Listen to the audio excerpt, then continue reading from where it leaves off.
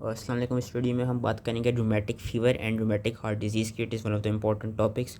जो rheumatic fever है ये बेसिकली एक्यूट फेज़ होता है एंड जो रूमेटिक हार्ट डिजीज़ है वो क्रॉनिक फेज़ होता है।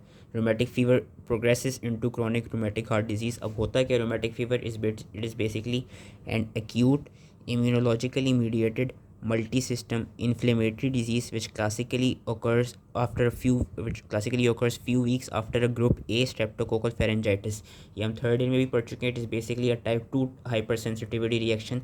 कि इसमें ये देखा जाता है जो ग्रुप ए हमारे स्ट्रेप्टोकोकल वो होते हैं, माइक्रो ऑर्गेनिजम्स होते हैं, वो जब फेरेंजाइटिस कराते हैं उनके फेरेंजाइटिस कॉज करने के 2 to 3 वीक्स बाद या 4 to 5 वीक्स बाद हमको रूमेटिक फ़ीवर की वो मिलती है, प्रेजेंटेशन मिलती है। रूमेटिक हार्ट डिजीज़ की, रूमेटिक कार्डाइटिस की बेसिकली हमको वो प्रेजेंटेशन मिलती है। एंड यही दिखाया गया कि जो एक्यूट रूमेटिक कार्डाइटिस है it progresses over time to chronic rheumatic heart disease. And इसमें हम अभी आगे देखेंगे यूजली जो माइट्रल वाल्व्स होती हैं उसकी इन्वॉल्वमेंट इसमें देखी जाती है।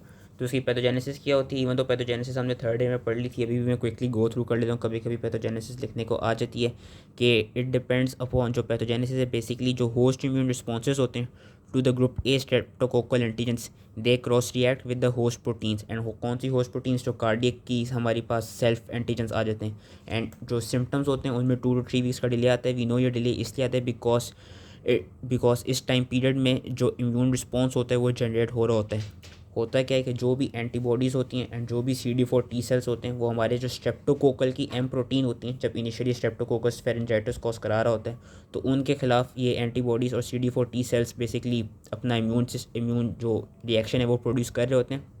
एंड एज अ रिज़ल्ट होता क्या है कि इवेंचुअली ये क्रॉस रिएक्ट कर जाते हैं कार्डियक सेल्फ एंटीजेंस के साथ।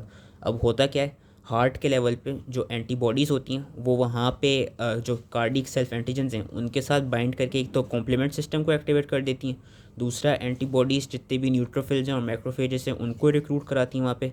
सिमिलरली जो स्टिमुलेटेड टी सेल्स होते हैं, जो CD4 टी सेल्स होते हैं, वो हार्ट के पास जाके क्या कराते हैं, साइटोकाइन की प्रोडक्शन कराते हैं, जिनका भी एंड रिजल्ट क्या होता है कि they lead to the activation of macrophages. And यही मैक्रोफेजेस और यही एक्टिवेटेड न्यूट्रोफिल्स क्या कराते हैं, they cause damage to the heart tissues. And ये देखा गया कि जो डैमेज होता है हार्ट टिश्यूज़ का, it is done by combination of both antibody and both T cell mediated reaction.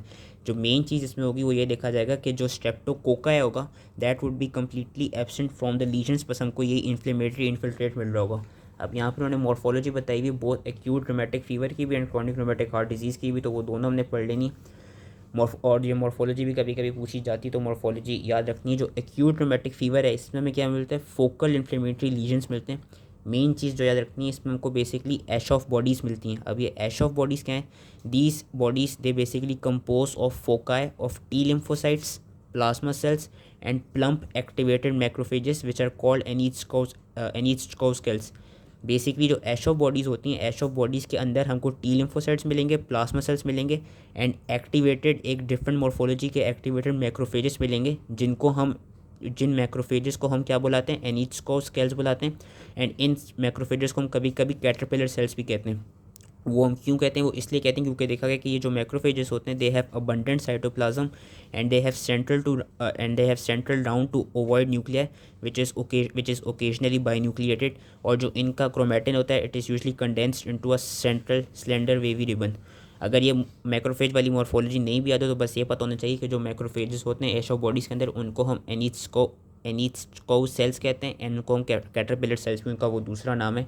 And ये देखा गया कि जो एशो बॉडीज़ हैं दीज आर बेसिकली डायग्नोस्टिक या these are basically characteristic of your rheumatic fever. जो ये वाले सेल्स हैं ये हमको और डिफरेंट कंडीशंस में भी मिल सकते हैं। तो एशो बॉडीज़ और इन सेल्स का नाम याद रखना होगा। और ये देखा गया कि जो एक्यूट रूमेटिक फीवर का जो केस होता है उसमें हमको डिफ्यूज़ इन्फ्लेमेशन एंड दीज एशो bodies they can be found at the any of the 3 layers of the heart. अगर तो वो पेरिकार्डियम में होंगी वहाँ पे वो पेरिकार्डाइटिस कॉज करेंगी, मायोकार्डियम के लेवल पे होंगी वहाँ मायोकार्डाइटिस कॉज करेंगी, और अगर एंडोकार्डियम में होंगी तो वहाँ एंडोकार्डाइटिस कॉज करेंगी, और अगर तीनों लेयर्स में उनको मिलेंगी तो फिर जनरलाइज्ड पैनकार्डाइटिस वो कॉज कराती हैं।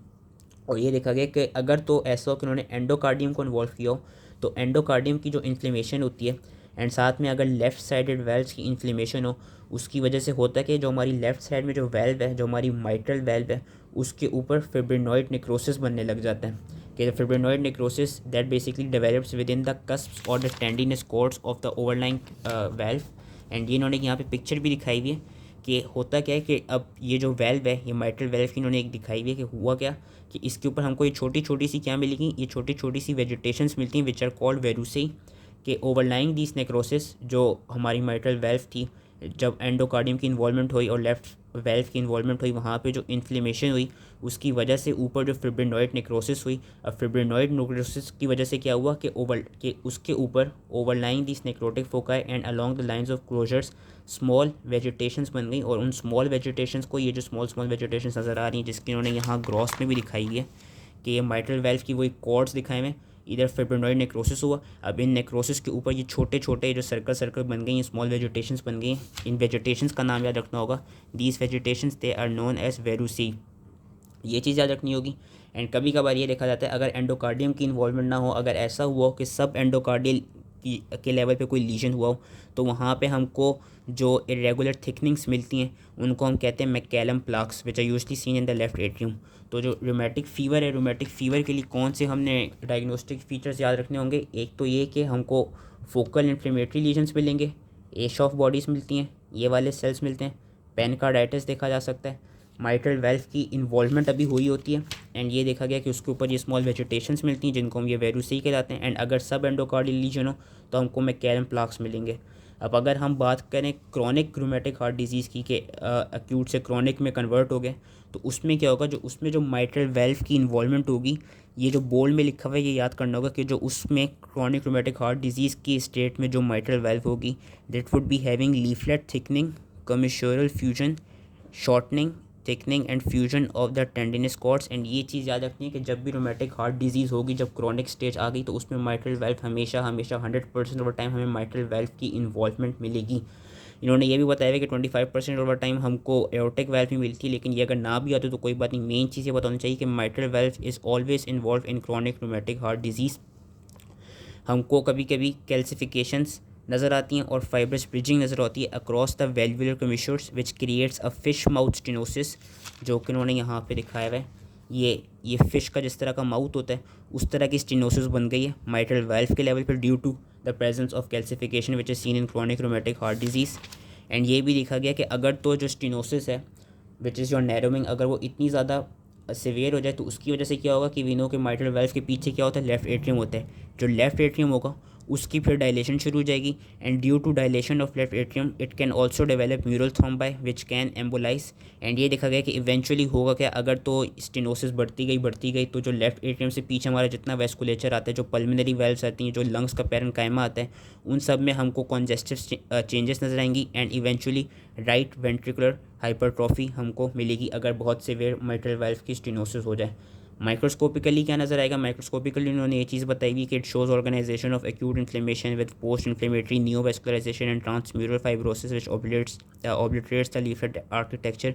मेन चीज़ जो माइक्रोस्कोपिक वाली फाइंडिंग की याद रखनी है वो ये याद रखनी है कि हमको नियोवेस्कुलराइजेशन मिलती है ड्यू टू क्या कहते हैं involvement of the leaflets of mitral valve. और जो कि उन्होंने यहाँ पे दिखाया हुआ भी है कि माइट्रल वाल्व का जो लीफलेट था, अब ये वीडियो में सही नज़र नहीं आ रहा लेकिन यहाँ पे हम देख सकते हैं कि उसमें क्या हो रहा है कि लीफलेट के लेवल पे अब न्यू वेस्कुलराइजेशन मिल रही है, न्यू वेसल्स यहाँ पे बेसिकली बन रही हैं।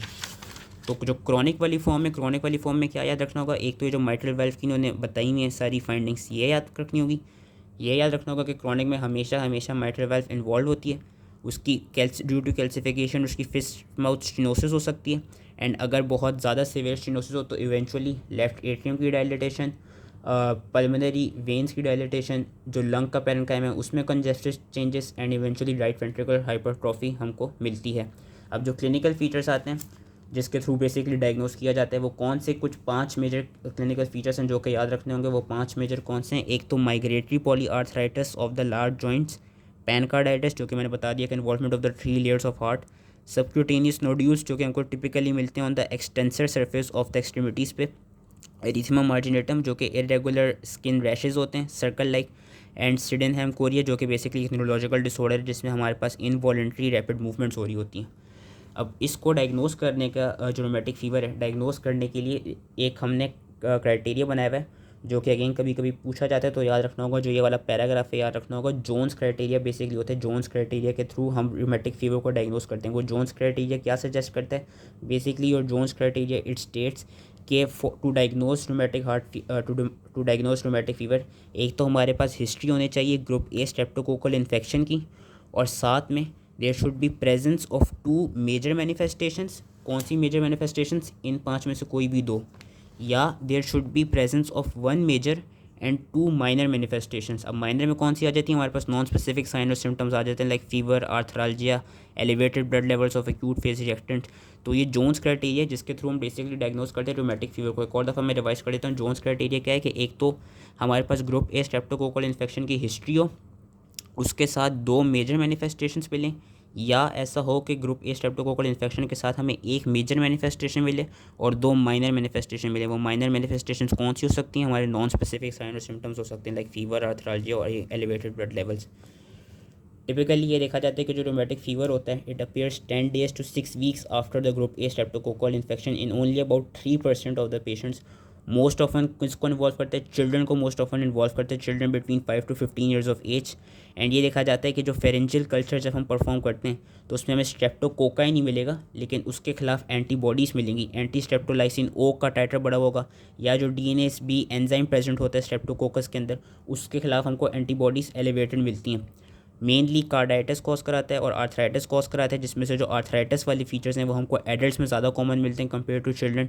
और आर्थराइटिस किस तरह का होता है इन्होंने यहाँ बताया हुआ है, माइग्रेटरी पॉलीआर्थराइटिस होता है लार्ज जॉइंट्स का। अब what does it mean by migratory polyarthritis के बेसिकली ये देखा गया कि पहले लेट सपोज शोल्डर जॉइंट को इन्फेक्ट कर दिया, फिर थोड़े दिनों बाद खुद ब खुद ही शोल्डर जॉइंट ठीक हो जाएगा एंड आगे जाके राइट साइड के नी जॉइंट को अफेक्ट कर देगा, फिर खुद ब खुद ही नी जॉइंट ठीक हो गया एंड हिप जॉइंट को अफेक्ट कर देगा। So this is known as migratory polyarthritis कि basically and it is also accompanied by fever कि basically one large joint after another it becomes painful and swollen for a period of days and then it subside spontaneously leaving no residual disability. ये चीज़ याद रखनी कि कोई disability नहीं होती उस जॉइंट में। जब तक वो अफेक्टेड होगा ऑब्वियसली तब तक हमको सिम्टम्स आ रहे होंगे, फिर इवेंचुअली अलग जॉइंट पे चली जाएगी डिजीज़ एंड उसकी वजह से क्या होगा कि लेट्स सपोज शोल्डर जॉइंट था, जब तक शोल्डर जॉइंट की इन्वॉल्वमेंट थी तब तक शोल्डर जॉइंट में पेन हो रहा था, फिर उसके बाद क्या हुआ शोल्डर जॉइंट से वो नी जॉइंट में चलेगा, तो जो शोल्डर जॉइंट है उसमें कोई डिसेबिलिटी नहीं आएगी, उसका जो फंक्शन होगा वो वही 100% ही रहेगा जो नॉर्मल होता है। तो माइग्रेटरी पॉलीआर्थराइटिस याद रखना है। कार्डाइटिस के किस तरह के हमें क्लिनिकल फीचर्स मिलते हैं कि पेरिकार्डियल फ्रिक्शन रब मिल सकता है, टैकीकार्डिया मिल सकता है, एरिथमिया मिल सकता है और पैनकार्डाइटिस मिल सकता है।